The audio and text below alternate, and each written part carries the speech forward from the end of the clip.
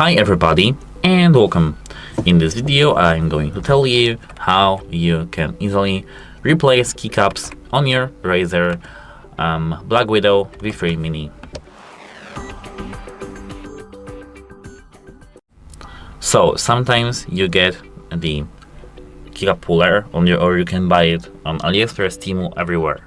It costs around, I don't know, $3 maximum, not maximum. And now with this keycap puller, we have to just, let me show you this exactly how to do so.